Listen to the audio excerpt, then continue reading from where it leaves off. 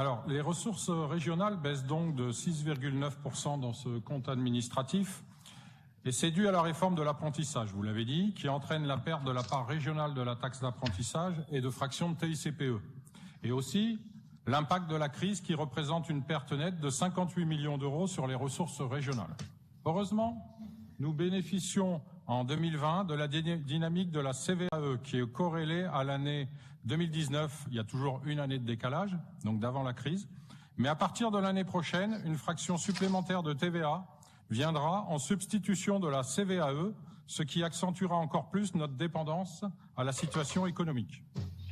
Les dépenses de fonctionnement diminuent en 2020 de 3% par rapport à 2019, vous l'avez dit tout à l'heure, que vous expliquez par un changement de périmètre dû au transfert de la compétence apprentissage et à une baisse des fonds FEADER.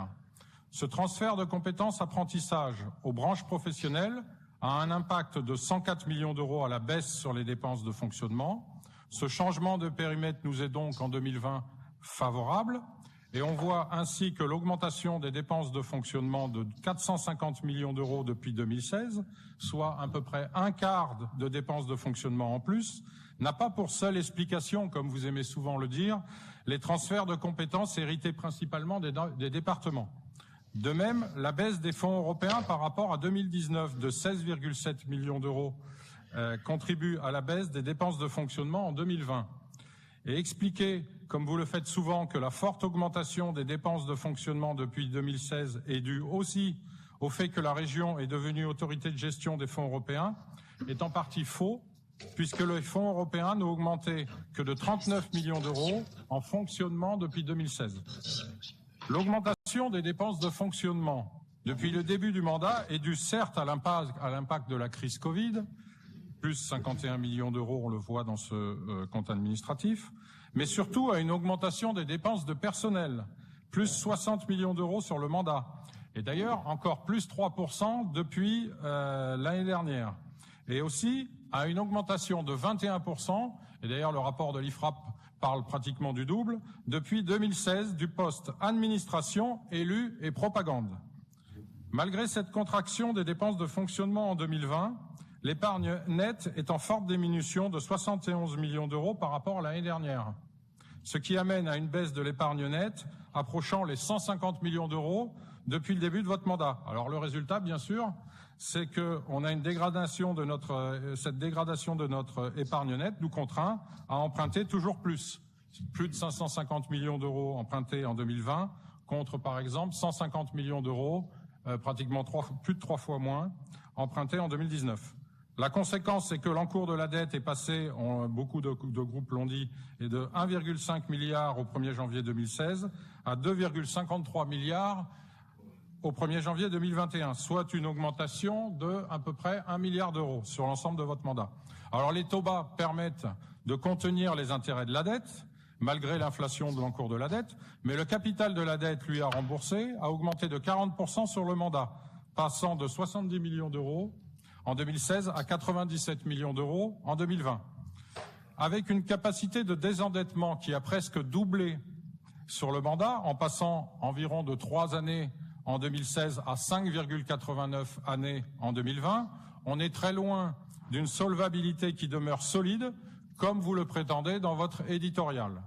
En ce qui concerne les dépenses d'investissement, alors là je trouve quand même que c'est un mythe, parce que l'affichage de dépenses d'investissement supérieures aux milliards d'euros sur les derniers comptes administratifs ne s'explique que par la prise en compte du plan d'urgence de 380 millions d'euros, dont vous l'avez dit, la majorité des dépenses a été réalisée sur 2020. Ainsi, si on enlève les 150 millions d'euros issus du plan d'urgence en 2020, on a eu une augmentation de 6% par rapport à 2019, et c'est la même augmentation qu'on avait constatée dans le CA 2019 par rapport au CA précédent. Il y a un indicateur qui montre votre politique d'enfumage en matière d'investissement, c'est le fonds de compensation de la TVA, qui permet de compenser la TVA qui est acquittée sur les dépenses d'investissement de l'année précédente. Et cette année, sa recette est de 54 millions d'euros, qui est relative donc aux investissements réalisés en 2019. Ou, je vous cite aussi, celle inscrite dans le budget, on peut regarder pour ce qui concerne 2020, ce qu'on a voté il y a peu dans le budget 2021. Et donc le FCTVA est annoncé à 58 millions d'euros. Et donc les deux sont en baisse par rapport aux 60 millions d'euros qui étaient inscrits dans le compte administratif 2016. Il n'y a pas d'augmentation de vos dépenses d'investissement. Vous avez donc pratiqué de la communication permanente tout au long de votre mandat pour essayer de masquer le doublement de notre capacité de désendettement d'un côté et de la pression fiscale depuis 2015, comme le montre le ratio financier qui mesure le produit des impositions directes rapporté à la population.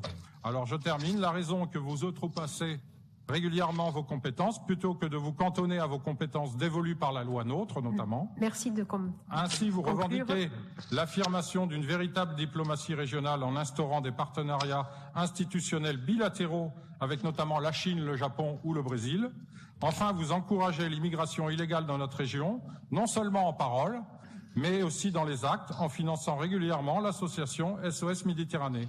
Donc les Français, moi je parle des Français, excusez-moi, bientôt vont, je l'espère, avoir l'occasion de vous sanctionner dans les urnes par rapport à votre mauvaise gestion. Je vous remercie. À force.